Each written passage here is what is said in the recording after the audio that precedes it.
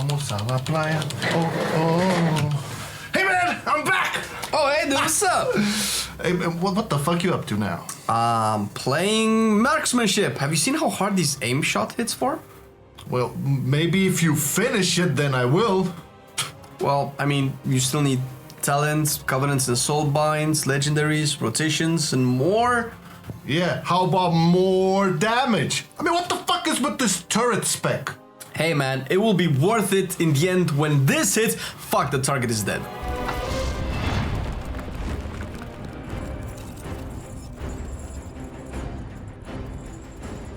But you know what doesn't miss, and we can aim and shoot at it, is asking you guys to like and sub. As always, this is YouTube. Likes and subscribes are what makes this video so good for everybody. It actually pushes up to everybody else. It builds up the algorithm. It tells us that it should be suggested and all that good stuff. Plus, obviously, if you actually subscribe and enable the notifications, you can actually get notified when we post other stuff, because we do other things than just class guides, like tier lists, like podcasts talking about specs specifically, and we announce our streams and everything that we talk about. And if you are not notified for it by, the little bell thingy, you might not get them in your feed, so you might not know. So click it. You'll get it. Let's go. Transition. And let's kick it with the first row of talents, as per usual. Master Marksman will be your ideal choice here, as before in the last patch. Your crits will make the targets bleed for 15% of the damage you just dealt over 6 seconds. Nothing particularly amazing here, just that this is the most amount of damage and also happens to have applications in AoE. Now, on the second row, you start to see your first options. Careful aim will be your raid choice, or rather, single target choice. This option will make your aimed shot deal 50% more damage on targets over 70% health. The first phase of most raid bosses is usually pretty chill on the mechanics, so the damage boost is usually easy to exploit. However long or short the phase is, this talent will likely still be the best when it comes to overall boss damage. There can and will be scenarios where AoE performance is more important. That's when you take Explosive Shot. Although bosses like Fate Scriber or Soul Render have pretty important add phases where Explosive Shot will be better, likely you will use it most in Mythic Plus dungeons. It works great when going into a pack, especially if your tank has the ability to keep the pack tight, since the radius of the explosion is only 8 yards. The AoE damage is really good though, and combined with soulbinds like Rain can net you some incredible burst on a pack of mobs. The third row is a more versatile row and usually caters to a certain playstyle that falls down to you when making the decision. Natural Mending is a solid default for all situations. You are not very tanky as a hunter, and out of all of the hunter specs, you need to sit still the most, making Exhilaration a very desirable defensive to have up as much as possible. This can also apply to simple sustain through unavoidable damage. Pressing it on cooldown when you are sure you won't need it for a specific mechanic will make your healer's life easier and save a bit of mana. Your main defensive is still Turtle after all, but playstyle sits at the core of the decision. Because you can also have Camouflage that sees great value in Mythic dungeons if you know your route will require you to skip mobs, which can be skipped with Stealth. If so, saving 5 minutes off of a DPS potion cooldown by not having to use an invisibility potion will overall net you more damage in said dungeon, or simply can save you the need to even have an invisibility potion altogether. Next row brings two options once again. Steady Focus will be your raiding choice. It's good in any situation where you can keep it up consistently, which is usually raids, since raids encounters see you in combat for the entire time and almost always with something you are able to hit present for you to hit. Sounds more than it actually is, but 7% haste is nothing to dismiss, especially in single target. Alternatively, Streamline would be the other option. This is a more versatile option and is not constrained to a mandatory high uptime of a buff, although its strength is still predicated on your ability to keep aimed shot and rapid fire on cooldown, which arguably should be easier and more obvious since they contributed to the majority of your overall damage. Following this, we have the fifth row with another specific set of options. Post Haste is the general go-to for all situations. When you disengage, you get a small burst of speed for a short while. This helps with mobility and positioning in both raids and dungeons. Since marksmanship is getting binding shot baseline, you will likely run post-haste in dungeons as well. There might be very specific niches where Born to be Wild can be taken. This will reduce the cooldowns of your turtle and cheetah aspects for scenarios where you can and want to use them on cooldown faster than they normally become available. There are not a lot of encounters that can take advantage of it, unless your group leader asks it of you, so it's still better to know the option is there should the need arise. The tier 6 row sees only double tap being viable right now. It's not that bad actually. It's a 1-minute cooldown that fires a second aim shot or rapid fire when the respective spells have been used post activating double tap. There are some neat implications you will need to be aware of. First of all, an AoE aimed shot that is buffed by trick shots to cleave onto 5 extra targets will cleave on up to 5 more even, but the second fired shot will not proc precise shots. Rapid fire will fire double the shots but will also benefit from an increase in focus generation. This can be important based on your current focus levels if your goal is and should be not to focus cap. And last but not least, the last row has 2 options once again. Lock and load is the ideal raid/single target option and my personal favorite. Your auto shots will have an 8% chance to make your next aim shot free and instant cast, while also refunding one of its charges. This has a few benefits. First of all, it is an obvious damage increase, but also offers the ability to move in between globals while casting the instant aimed shot. The mobility can be used both for dodging the bad, but also repositioning, which one would say that they're the same thing. And to that we say, go back to beast mastery. Volley is the other option here, and one you would want to take in AoE mostly. It offers a really big burst potential in AoE and is one of the drivers behind marksmanship pushing content with the big boys. The accessibility to decent burst every 45 seconds is a pretty powerful tool. On paper, it's just a 1 or 2% behind lock and load in terms of damage, and if not for the flexibility of lock and load, we would probably recommend volley in all situations.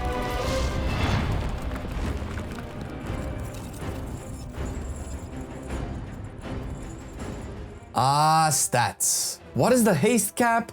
How much mastery should I get? How much crit is enough crit? Listen. The answer to all of this is yes. Okay, so World of Warcraft has changed. Duh. And the way gear works has changed. There are 2 ways to approach it. Sim your character by using raidboss.com or similar platforms, or follow an arbitrary, not so arbitrary stat weight and accept you'll be slightly behind your best, but not by enough where you might even notice. First of all, agility is your best stat, meaning eye level, but not really, since there are gear pieces like rings that do not have agility, hence eye level there is a bit more relative. But by and large, equipping the highest eye level gear will more often than not be the correct play.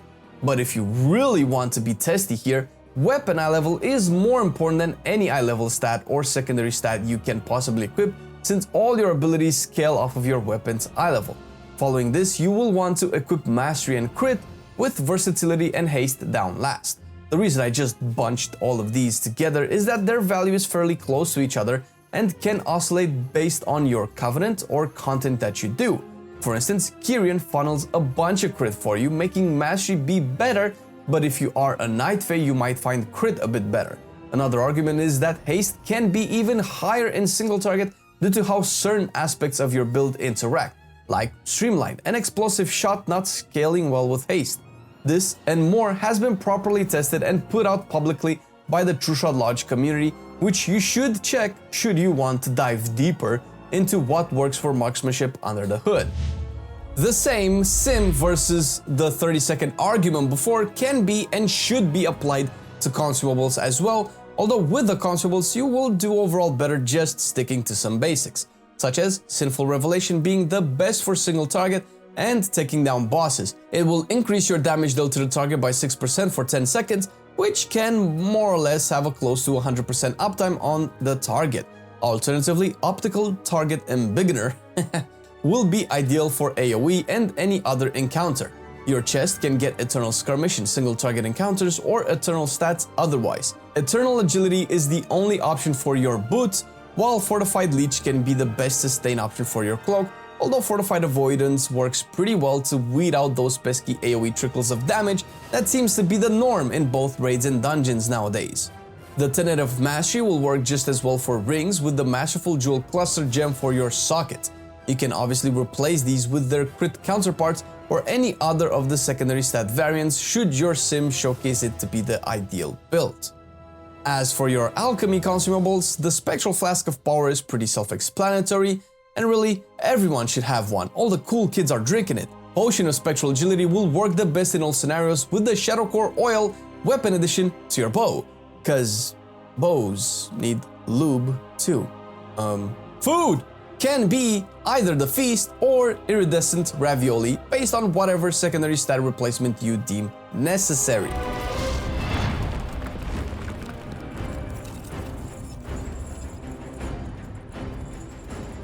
In 9.1, Covenants have become a bit more balanced and it depends mainly on your gaming objectives. If it's fun and cosmetics, you can essentially play whichever one you fancy, since the biggest bang for your buck when it comes to your performance will come from you playing the spec right rather than what color your external power system is. With that out of the way, the quintessential Hunter Covenant so far has been Night Fae and will continue to remain so up to until you get 57 renown. If you are already Night Fae and you don't really care about a few percentages more of damage, you can remain a blue-winged rascal and enjoy the marvelousness that is Soul Shape and Wild Spirits. Nia will still be your best Covenant all around, whether you do raids and take Nia's Tools Borers, or Mythic Plus and opt for Nia's Tools Poison route respectively. Either way, the influx of mastery from her will make your crit stand out a bit more as the argument you got during the stats discussion. I mentioned Corraine previously, since First Strike and Wild Hunt tactics are a great combination to start blowing up a pack really quick when doing dungeons, but it falls down to you for how you want your damage profile to be. At Renown 57, Kyrian will start to pick up a lot of steam. It's currently the best for survival once all the trees are unlocked and probably will become close to best for BM as well. Resonating Arrow will bump up your crit by quite a bit, hence why Mastery will be a tad better. And since Mastery is still pretty good and you like Potency Conduits, Pelagos seems to be the best choice at the moment for both raids and dungeons. You will build him the same in both cases with the 3 potency path that goes towards the Better Together trait close to the last row, depending on how much renown you currently have. There are benefits to both Clea and Mechanicos if you are willing to give them a go as well. As for the conduits, the potency slots will see first Enfeeble Mark or Spirit Attunement based on your Covenant choice. Sharpshooter's Focus and Powerful Precision are good options to have, with one of them being replaced for Deadly Chain in dungeons for the superior AoE damage it will provide. The best Endurance conduit you can have is Marksman's Advantage, especially when fighting bosses, for a permanent damage dealt reduction done by set target to you for as long as Hunter's Mark is present. Resilience of the Hunter and Condensed Animasphere are good options to have at the ready as well. While for Finesse, Reversal of Fortune provides you with focus when you can interrupt, making it the only finesse that can directly contribute to your damage output. Cheetah's Vigor works to improve your mobility cooldown a bit more.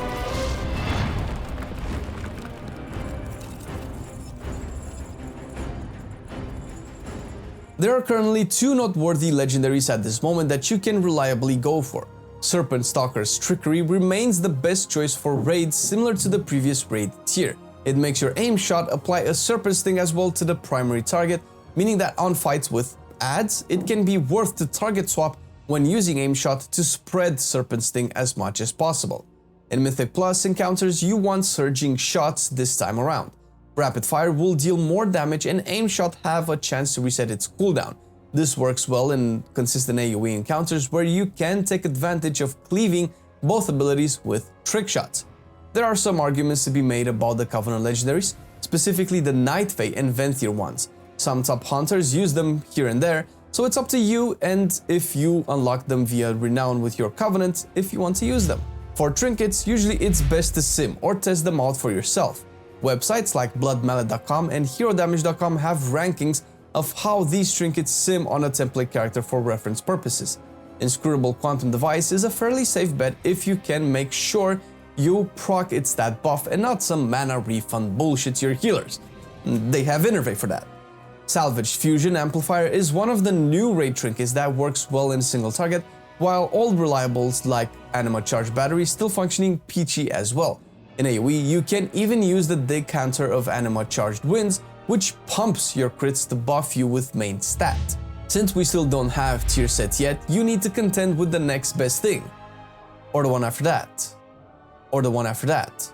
Or wherever on the hierarchy of still not what you want list shards of domination can be placed. First of all, there are 3 types that by combining give you a powerful bonus that works in the Maw and in the new raid. From the best to worst, you have the Unholy Chaos Bane, the Blood version called Blood Link, genius, and the Frost alternative, Winds of Winter. You will have a total of 5 slots to put the appropriate shards in, with only 3 needed for the boost, the other 2 being whichever ones from the list of Beck, Diz, and Core do not feature in your 3 set ones for your aura bonus. The Beck, Diz, and Core ones are each Blood, Unholy, and Frost respectively, and are the best individual options when it comes to damage gains, and their effects apply outside the confines of the Maw and Sanctum of Domination. And if the next things are not why you are raiding as a hunter this patch, they can very well be. First, you have the Dark Ranger's Quiver as the best in slot cloak, with a hunter-specific effect that triggers Withering Fire shots every 10 auto shots. This drops from the Banshee Queen herself, and it's an actual quiver, since actual quivers had to be artifact weapons before they can become gear for hunters. And of course, Rei Shalare, Death's Whisper, the bow that Sylvanas herself uses, except it doesn't chunk tanks as much. This will also add another ability to your spellbook called Wailing Arrow, which will be part of your rotation. Neat, huh?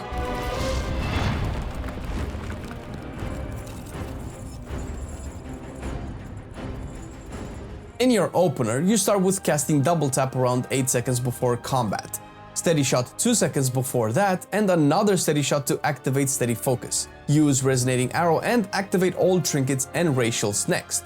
True Shot after that, then Aimed Shot, Rapid Fire, and Aim Shot again. Then proceed to the normal single target rotation. Use Potion together with True Shot once every 5 minutes as per its cooldown. Cast Steady Shot to maintain Steady Focus, Kill Shot as it becomes available, Double Tap on cooldown, saved for Resonating Arrow and Wild Spirits accordingly, Resonating Arrow or Wild Spirits on cooldown, Steady Shot to pool focus when Resonating Arrow is about to become available, provided you don't cap on focus. True Shot on cooldown after spending your precise shots charges first, ideally, Aimed Shot on cooldown without capping precise shots, unless within the True Shot window when you ignore them. Cast Rapid Fire on cooldown, or if Resonating Arrow is available within the next 10 seconds, save it to cast during the set cooldown. Arcane Shot to consume the precise shots and to not keep you above 55 focus. Cast Steady Shot as a filler. When opening in AoE, especially in a dungeon pack, use Explosive Shot first, then Resonating Arrow and activate all trinkets and racials. True Shot next, then Volley, then Aim Shot, Rapid Fire, Aim Shot. Then follow it up with the multi-target rotation as well. On 2 targets, maintain the single target rotation, and inside Volley, use Aim Shot and Rapid Fire while ignoring Arcane Shot. On 3 or more targets, make sure to always have Trick Shots active when casting either Aim Shot or Rapid Fire. Arcane Shot is basically being replaced by Multi-Shot here for Trick Shots and consuming the precise shots as well, even within Volley. If Volley and True Shot are both up, an example rotation can be Aim Shot, Rapid Fire, then Aim Shot again in any order. Explosive Shot should be aimed to be used first so you can focus on your burst rotation afterwards. This is the basics of marksmanship when it comes to the rotation to get you started. There are a few ways to improve and optimize further, and we recommend checking with the True Shot Lodge community, where you will be able to reach some of the best hunters in the world. Not to mention, Azor Thorian has an Icy Veins guide that explains a lot more things in more details than we can in a video. Shout out to Jay Easy for double checking that we didn't say anything stupid in this video. So cheers, dude. Thanks a lot. And of course, a special thank you to the Patreon as well for supporting the content that we do, both the guides, the podcast, the tier list, the streams, the news, and everything here. Thank you very much. Much appreciated. You make a lot of this possible, as we do say time and time again. And if you, dear viewer, want to support us a little bit more and you want to be a part of the Patreon team, the link is down below. You might find a couple of goodies that you might enjoy. So thank you for watching the video. Catch us on stream on twitch.tv/MarcelianOnline, and see you next time. I've been loving it then, I still love it now. Still, I play WoW. Still, I play WoW. Getting better every day, let me show you how. Cause still, I play WoW. Still, I play WoW. It's getting harder to stay, but at the end of the day, it's a guilty pleasure, so just log in and play. Whether it's classic or retail, I'ma do a /bow. Still, I play WoW.